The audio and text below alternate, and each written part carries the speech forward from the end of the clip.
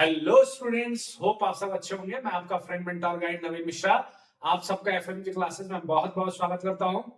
तो चलिए आज हम एक नए चैप्टर एक नए क्लास की शुरुआत करते हैं, क्लास 11th। और आज से हम क्लास 11th का चैप्टर 9 सीक्वेंस एंड सीरीज से स्टार्ट करेंगे और पूरा क्लास 11th के सारे कॉन्सेप्ट्स प्लस क्वेश्चंस को करेंगे। ठीक है, तो चलिए हम स्टार्ट करते हैं the topic sequence and series, जो कि चैप्टर नंबर 9 है क्लास 11th का। तो सीक्वेंस और सीरीज में हमें सीक्वेंस और पहले समझना है सीक्वेंस क्या है, सीरीज क्या है, फाइनाइट सीक्वेंस क्या होता है, इनफाइनाइट सीक्वेंस क्या होता है, फाइनाइट सीरीज क्या होता है, इनफाइनाइट सीरीज क्या होता है। फिर हम आएंगे प्रोग्रेशन पे। प्रोग्रेशन मतलब अरिथमेटिक प्रोग्रेशन, ज्योमेट्रिक प्रोग्रेशन। ठीक है, और इसके तरह आगे हम बढ़ते जाएंगे और चैप्टर को कंप्लीट करेंगे। तो चलिए हम स्टार्ट करते हैं। पहले सीक्वेंस है। सीक्वेंस किसे कहते हैं? तो सीक्वेंस का मतलब जो इंग्लिश वर्ड है सीक्वेंस। सीक्वेंस मतलब क्या होता है? हम किसी भी चीज को अगर कतार में या एक लाइन में सजा देते हैं तो उसको क्या बोलते हैं? सीक्वेंस वाइज ये सजाया गया है। लाइन जैसे आप क्लास में लाइन लगाते होंगे, छोटा बच्चा सबसे आगे प्रेयर के दौरान, फिर उससे बड़ा, फिर उससे बड़ा, फिर उससे बड़ा, वो भी क्या है? एक तरह का एक सीक्वेंस है। सीक्वेंस मतलब क्या है? आप किसी चीज को एक प्रॉपर वे में अरेंज कर रहे हैं। ठीक है, तो उसको हम बोलेंगे सीक्वेंस। प्रोग्रेशन क्या होता है? प्रोग्रेशन क्या होता है? अगर वो सीक्वेंस कोई भी एक पर्टिकुलर पैटर्न को फॉलो करे तो उसको हम प्रोग्रेशन बोलते हैं। अब उसी प्रोग्रेशन में अरिथमेटिक प्रोग्रेशन आ जाता है और ज्योमेट्रिक प्रोग्रेशन आ जाता है। वो हम बाद में सीखेंगे।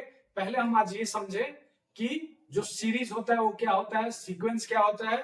तो सीक्वेंस मान लीजिए जैसे आपके पास कुछ नंबर है, जैसे 1 2 3 4 5।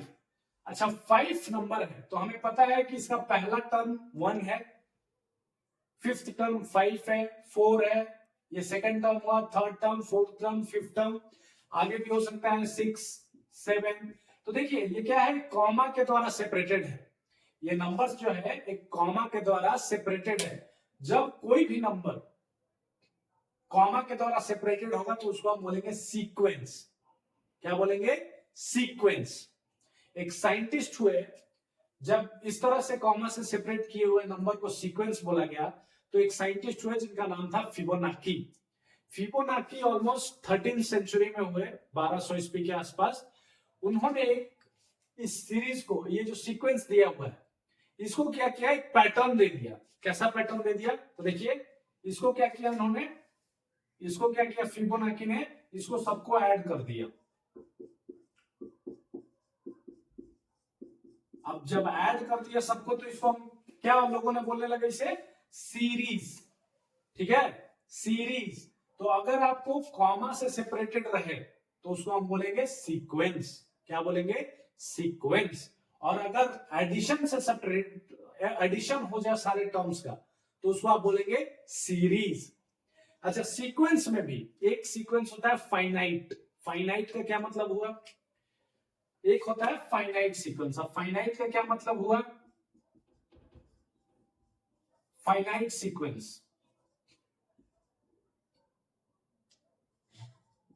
फाइनाइट सीक्वेंस का मतलब ये हुआ कि अगर आपको उस सीक्वेंस का जो कॉमा से सेपरेटेड हुए सारे टर्म्स पता हो, फाइनाइट मतलब हम सॉरी, तो फाइनाइट सीक्वेंस किसे हम बोलेंगे? वैसे सीक्वेंस को जिसका कि सारा टर्म, जैसे यहां पे क्या है 1 2 3 4 5 6 7, टोटल 7 ही टर्म है। इसको हम पहला टर्म बोलेंगे, इसको दूसरा टर्म, तीसरा टर्म, चौथा, पांचवा, छठवां एंड सातवां टर्म बोलेंगे। तो जिस सीक्वेंस का सारा टर्म पता हो, all terms known, all terms known हो, ठीक है, आप सारे टर्म को बोल सकते हैं, यहां पे देख सकते हैं ऑल टर्म्स नोन है, तो इसको आप क्या बोलेंगे? Finite sequence. अच्छा, एक दूसरा होता है इसी में इनफाइनाइट।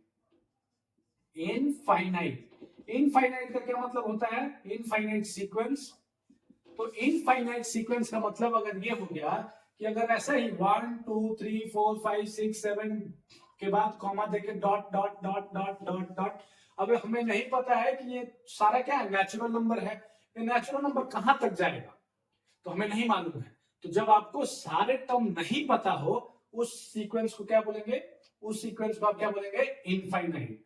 ऑल टर्म्स जो है नॉट नोन होगा, नॉट नोन, ठीक है। तो ये हो गया सीक्वेंस का। अब सीरीज में भी सिमिलर केस है कि फाइनाइट सीरीज किसे बोलेंगे, तो वैसे सीरीज जिसमें सारे टर्म्स का सम हमें पता हो, सारा टर्म्स हो और ऐड के साथ हो, यहां पे देखिए एडिशन के साथ दिख रहा है, और कोई भी ऐसा टर्म नहीं हो जो हमें पता ना हो, तो हम क्या बोलेंगे, इसको फाइनाइट सीरीज बोलेंगे, उसको फाइनाइट सीरीज में आ जाएगा, ठीक है। और दूसरा इनफाइनाइट सीरीज किसे हम बोलेंगे, फिर से वही बात कि एडिशन हो, सिंपल डिफरेंस क्या है, यहाँ पे कॉमा था, यहाँ पे एडिशन है। Simple difference sequence and series में क्या है, जब कॉमा से सेपरेटेड और सीक्वेंस, जब यहाँ पे एडिशन दे दिया गया, एक पैटर्न फॉलो करा दिया गया, तो ये हो गया आपका सीरीज, ठीक है। तो फाइनाइट सीक्वेंस हो या सीरीज, उसे बोलेंगे जिसमें सारे टर्म्स नोन हो। इनफाइनाइट सीक्वेंस या सीरीज उसे बोलेंगे जिसमें कि सारे टर्म हमें नोन नहीं हो, ठीक है। अब बेसिक कॉन्सेप्ट में सपोज कीजिए कि आपको यही टर्म दिया हुआ है, तो इसको एल्जेब्रिक एक्सप्रेशन में कैसे बोला जाता है, तो चलिए हम देखते हैं। जैसे 1 2 3 4 5, तो 1 इसको हम बोलेंगे पहला टर्म, फर्स्ट टर्म। क्या बोलेंगे आप, फर्स्ट टर्म, ठीक है। 1 क्या हो गया आपका फर्स्ट टर्म, इसको डिनोट किससे करेंगे, A1 से, A1 स्मॉल A1 से डिनोट करेंगे। ये क्या हो गया आपका, ये हो गया सेकेंड टर्म, ठीक है।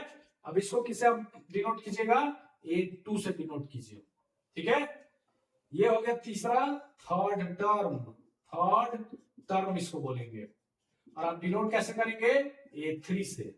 इसको क्या बोलेंगे आप, फोर्थ टर्म, ठीक है, और डिनोट क्या करेंगे, A4 से।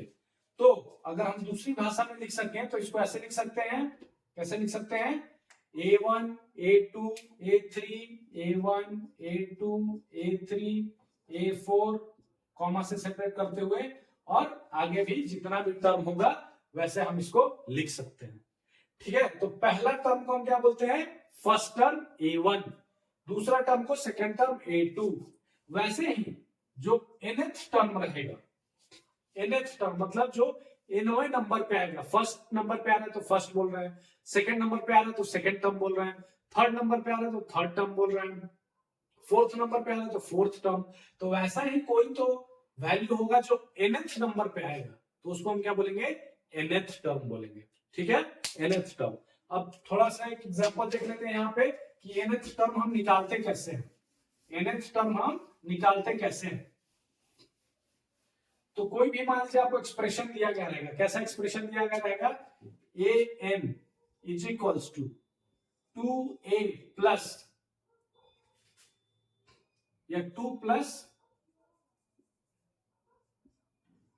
3n, ठीक है। an is equals to 2 plus 3n दिया गया रहेगा, ये एक एक्सप्रेशन दिया गया है क्वेश्चन में, और आपसे बोलेगा कि इसका first second and third 3 terms बताइए, पहला 3 टर्म बताइए, फाइंड फर्स्ट 3 टर्म्स।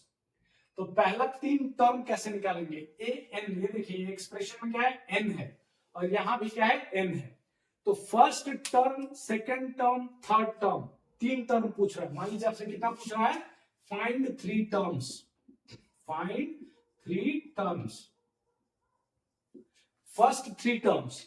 तो फर्स्ट 3 टर्म्स कैसे हम निकालेंगे, n के जगह, तब आपको n के जगह 1 पहला टर्म के लिए, जब आप लिखेंगे n के जगह 1 और वैल्यू डालेंगे तो A1 निकलेगा। देखिए n के जगह हमने क्या लिखा, 1, तो A1 बना। अब 2 प्लस ये एक्सप्रेशन दिया है 3, n के जगह हम फिर से यहाँ पे क्या लिखेंगे, 1, ठीक है। तो फर्स्ट टर्म आ गया, n के जगह हमने यहाँ पे 1 लिखा, तो यहाँ भी हमने 1 लिखा है इनका वैल्यू, तो हमें फर्स्ट टर्म मिल गया। फर्स्ट टर्म का क्या वैल्यू हुआ, 2 प्लस 3 इंटू 1, 3 प्लस 2 5, ठीक है, तो पहला टर्म आ गया हमें 5। अब सेकेंड टर्म, तो एक n का वैल्यू उस टाइम हम क्या लिखेंगे 2। सेकेंड टर्म निकालने के लिए n के जगह 2 लिखेंगे, तो जहां जहां n है वहां पे क्या हो जाएगा 2 हो जाएगा। तो सेकेंड टर्म क्या हो गया a2, so 2 plus 3 into 2 is equals to, यहां पे फिर n के जगह हमने क्या लिखा 2 लिखा, तो 3 2 6 प्लस 2 8, सेकेंड टर्म क्या हो गया 8 हो गया। अब थर्ड टर्म निकालना है, अगर आपको 3 ही टर्म पूछ रहा है तो n के जगह आप क्या लिखेंगे 3, तो यहां पे क्या हो जाएगा n के जगह पे 3 लिखेंगे, तो थर्ड टर्म ये हो गया। ठीक है, तो क्या होगा एक्सप्रेशन, ये तो 2 है एज इट इज रहेगा, 3 इंटू n के जगह क्या लिखेंगे इस बार 3, तो 3 3 जा 9 टू 11। ठीक है, तो हमें पहला टर्म 5, दूसरा टर्म 8, तीसरा टर्म 11 मिल गया। तो इस तरह हमने जो भी निकाला है यहाँ पे फर्स्ट 3 टर्म निकाल दिया। ठीक है, अगर मान लीजिए आपसे पूछ दे रहा है, आपसे इसी एक्सप्रेशन में ये पूछ दिया जाएगा कि आप इसका 20th टर्म बताइए, क्या बताइए 20th टर्म, तो n का वैल्यू उस टाइम क्या हो जाएगा, n का वैल्यू क्या हो जाएगा उस टाइम पे 20। जैसे पहला केस में n1 हो गया तो पहला टर्म मिल गया हमें, n2 हो गया तो दूसरा टर्म मिल गया, n3 हो गया तो तीसरा टर्म मिल गया। अगर क्वेश्चन में आपसे 20वां टर्म 20th टर्म पूछ दे तो आप क्या लिखेंगे, n के जगह पे 20, तो a n के जगह पे यहां भी 20 लिखेंगे, तो a 20th टर्म हो गया। a 20 का मतलब क्या हो गया 20th टर्म। अब 2 तो एज इट इज रहेगा, एक्सप्रेशन में n के जगह पे हमें क्या लिखना है 3 इंटू 20, तो 3 इंटू 20 क्या हो गया 60, 60 प्लस 2 62, तो 20th टर्म आपको क्या मिल गया 62। ठीक है, तो इतना ही सिर्फ आप कॉन्सेप्ट को दिमाग में रखिए, आपका चैप्टर नंबर 9 एक्सरसाइज 9.1 पूरी तरह आराम से हो जाएगा। नेक्स्ट चैप्टर में हम अरिथमेटिक प्रोग्रेशन, फिर उसके बाद ज्योमेट्रिक प्रोग्रेशन, वो सब भी पढ़ेंगे और आगे सारा चैप्टर कंप्लीट करेंगे। ठीक है, थैंक यू सो मच।